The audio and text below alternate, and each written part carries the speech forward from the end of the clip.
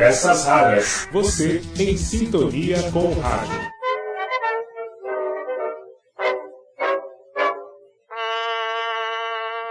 Olá, tudo bem?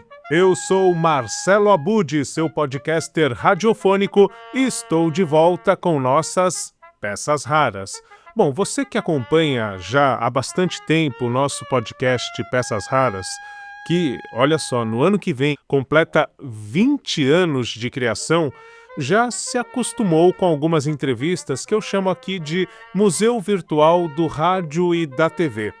Este é um projeto que eu iniciei com os meus alunos, eu dou aula desde 2003 e já fiz vários projetos, é claro, mas um deles, em 2020, no início da pandemia, foi a criação desse Museu Virtual do Rádio e da TV, com a ideia de que os jovens entrevistassem pessoas idosas, principalmente de suas famílias, que estavam isoladas naquele momento mais do que o resto da população, né?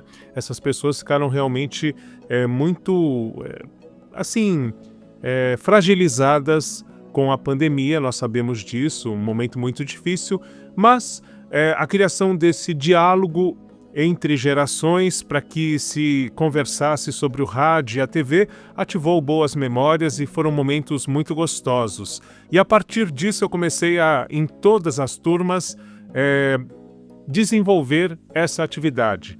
Então, em 2025, agora no início desse ano, né, no curso BCM, que é Business Communication and Media, que é o programa da FAAP que reúne alunos de publicidade e propaganda, jornalismo e relações públicas, eu apliquei de novo este trabalho e esses alunos, na disciplina Laboratório de Produção Sonora e Podcast, fizeram mais de 50 entrevistas, bem mais que isso, e algumas delas, esses áudios estão publicados em forma de podcast, tudo feito pelos alunos, o texto, a edição do áudio. Se você quiser ouvir essas entrevistas, reativar memórias, principalmente você que tem aí mais de 40, 50 anos, né?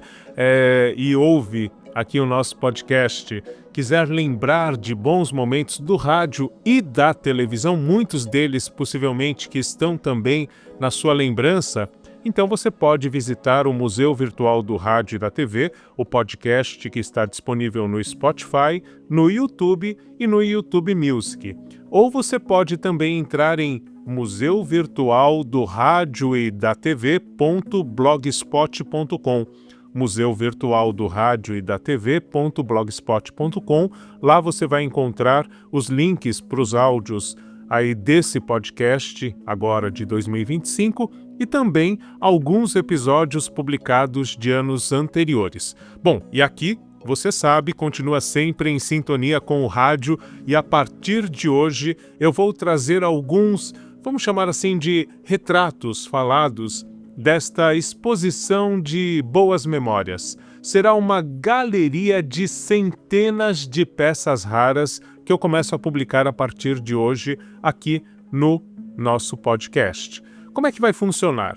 Eu vou trazer um trecho de uma das entrevistas feitas pelas turmas de BCM da FAAP e, na sequência, um documentário em áudio que traz detalhes daquela história que está sendo contada pelo entrevistado ou pela entrevistada de nossos estudantes. Por exemplo, nesses primeiros áudios, vamos chamar assim de áudio guia, né, que lembra muito uma exposição, nós vamos relembrar o Repórter Esso, a difusora Jet Music, teve também quem lembrou de narrações esportivas marcantes de nomes como Osmar Santos e Jorge Cury, jingles de campanhas políticas como a de Jânio Quadros, Varre Varre Vassourinha, e de marcas como Gessi Lever, e também a programação diferenciada da Cultura FM de São Paulo com a música clássica, por exemplo. Tudo isso só nessa primeira leva dessa nossa exposição, nessa nossa galeria de peças raras. E vamos começar com o nosso primeiro áudio guia. Ele está chegando, a aluna se identifica e logo em seguida fala com o seu avô, que traz um pouquinho das memórias quando ele era criança e adolescente. Vamos ouvir. Oi, meu nome é Giovana, eu tô aqui com meu avô, Flávio. Ele tem 68 anos e eu vou fazer algumas perguntas para você. Como era a relação com o rádio na infância e na juventude? O rádio sempre foi muito presente na minha vida, né? E eu sou de uma época onde não tinha FM, só existiam rádios AM. E faixas de 25, 49 metros, né? Quando a gente queria ouvir alguma coisa de outros estados, enfim, a gente optava pelos 25 e 49 metros. O rádio era tudo, né? Porque a TV, tinha 2 TVs, se não me engano, na época, né? Que era a TV Tupi, né? Que hoje é o SBT, que era o canal 4, e tinha a TV Record, que era o canal 7, né? E tinha também, mais tarde, veio a TV Excelsior. Então, o rádio era sempre muito presente, em todos os lugares por onde passávamos, as pessoas estavam ouvindo rádio, ouvindo músicas, noticiários, né? Tinha o Repórter Esso, né? Depois na televisão, muito famoso também. O mais famoso de todos, né? Inclusive com aquela música do Repórter Esso, quando tinha alguma chamada extraordinária, enfim. Peças raras.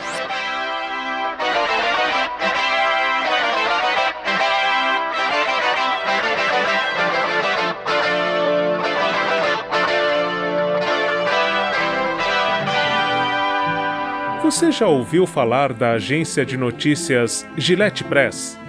Na verdade, essa é uma brincadeira que se refere aos primeiros anos do jornalismo no rádio. No início, o noticiário se resume à leitura ao microfone de matérias recortadas dos jornais. Tesoura, papel e cola são os 3 recursos usados. Os locutores apenas liam e comentavam ao microfone informações que já haviam sido publicadas nos jornais impressos. O rádio ainda não se valia de uma de suas principais características, a instantaneidade. Isso muda em 28 de agosto de 1941, quando o governo brasileiro se junta aos Estados Unidos na Segunda Guerra Mundial, ao lado das forças aliadas. Essa é a senha para que o país passe a receber as notícias do conflito por meio do primeiro a dar as últimas, o Repórter Esso.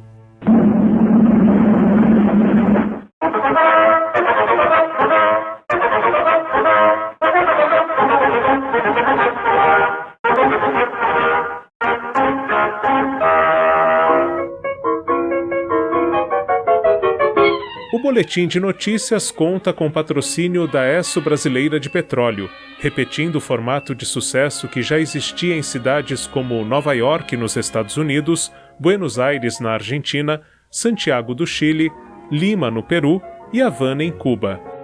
Fruto da chamada política de boa vizinhança dos Estados Unidos com os países da América Latina que se tornam seus aliados na guerra. A agência de publicidade McCann Erickson, a mesma que traz o formato de radionovela ao Brasil, também é a responsável pela produção do noticiário. Em sua sede no Rio de Janeiro, as notícias chegam a partir de informações distribuídas pela agência internacional UPI, United Press International. Acaba de falecer o presidente Roosevelt. Os britânicos entraram em Hamburgo. Mussolini acaba de ser enforcado pela multidão enfurecida na Praça Loreto, em Milão. A Rádio de Hamburgo, depois de transmitir o crepúsculo dos deuses durante muitas horas, acaba de anunciar: o Führer morreu. Terminou a guerra, terminou a guerra, terminou a guerra.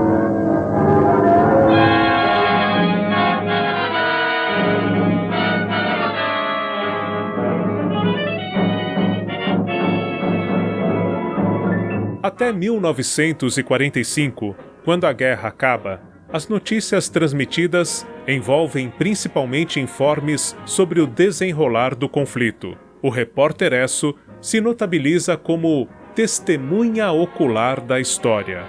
Uma grande contribuição do programa foi introduzir no noticiário a linguagem radiofônica. Em cada capital brasileira e emissora, havia um jornalista diferente para ler o informativo. Heron Domingues, no entanto, é o mais lembrado por ter sido o repórter Esso da Rádio Nacional do Rio de Janeiro, ouvida em todo o país naquela época. É na voz dele que o Manual de Radiojornalismo traz as regras para o padrão se manter independentemente do jornalista que esteja ao microfone. Às 8 horas da manhã, primeiro horário do Repórter Esso, esta saudação aos ouvintes deve ser feita com otimismo, voz clara e sem qualquer sinal de sono. Há necessidade de que o ouvinte seja acordado pela voz alegre, firme e pontual do Repórter Esso. Com isso, o arrancaremos da letargia matinal, atirando-o na realidade da vida que deverá ser por ele enfrentada dentro de alguns minutos depois do café. Todo o noticiário deve ser cuidadosamente lido antes do locutor ir ao microfone. Um locutor do Repórter Esso não pode ser um papagaio ou máquina de repetição. Tem que ser um intérprete das notícias que lê. A voz é um dom maravilhoso que deve ser aproveitado em toda a sua extensão. Equivale à cor, em suas fortes, fracas, moderadas, excessivas ou impressionantes tonalidades. O negrito da imprensa tem seu equivalente no rádio através das nuances da voz. O maior inimigo de um jornal falado é a monotonia. Eis porque as notícias de caráter humano, as humorísticas ou as satíricas devem ser interpretadas à altura, com uma inflexão de intimidade como que a pedir desculpas ao ouvinte por estar irradiando, em meio da gravidade do momento internacional, aquela miséria da vida. A enorme credibilidade alcançada pelo Repórter Esso tem muito a ver com a marcante locução de Heron Domingues e de outros jornalistas que passam pelo programa. Nos tempos áureos, destacam-se também os locutores Gontijo Teodoro e Luiz Jatobá. O programa Repórter Esso termina suas transmissões em 31 de dezembro de 1968, com Heron Domingues narrando a abertura e Roberto Figueiredo despedindo-se dos ouvintes, bastante emocionado.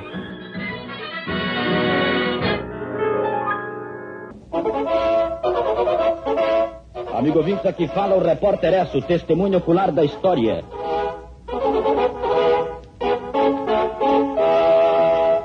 Em 1941, os japoneses atacam a base norte-americana de Pearl Harbor. 1954, suicídio de Getúlio Vargas. 1959, Fidel Castro vence a Revolução Cubana. 1968, Estados Unidos em foco. Assassinados Luther King e Robert Kennedy. Os americanos fazem a primeira viagem em torno da Lua.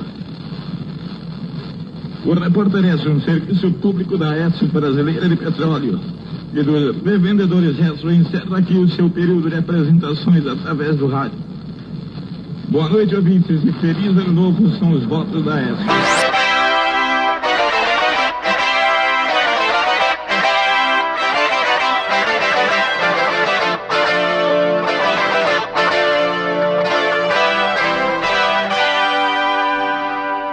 Então, gostou deste nosso primeiro retrato falado? Bom, siga na sintonia porque nas próximas semanas tem muito mais por aqui.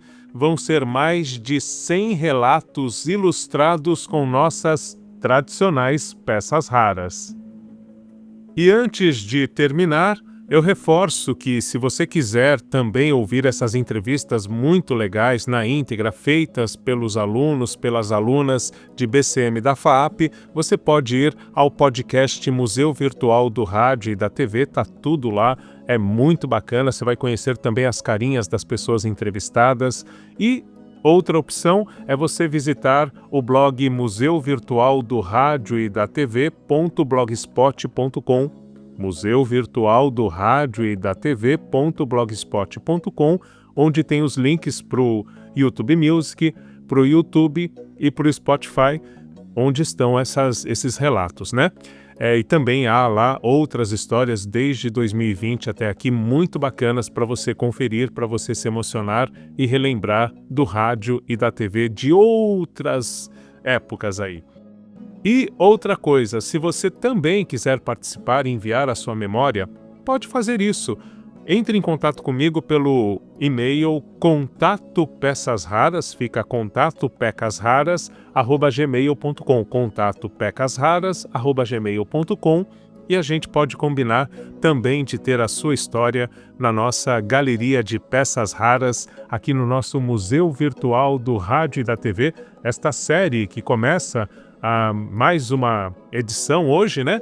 E que vai ao infinito e além com mais de 100 relatos e peças raras para você conferir ao longo das próximas semanas aqui no nosso podcast. Por hoje é isso, eu agradeço a sua presença e conto com a sua audiência sempre por aqui. Um grande abraço e até a próxima, quando eu volto com mais peças raras para você. No processo de interação, o rádio entra com o áudio e o ouvinte com a imagem. É impressionante como a voz é reveladora. Por isso que eu digo, o rádio é o grande companheiro. É a melhor companhia que alguém pode ter. A coisa que eu posso dizer é que eu sou mas eu tenho muito orgulho de ser radialista. Radialista é a simbiose de rádio com idealista. Meu nome é rádio. Eu não envelheço, me atualizo. Peças raras. Você em sintonia com o rádio.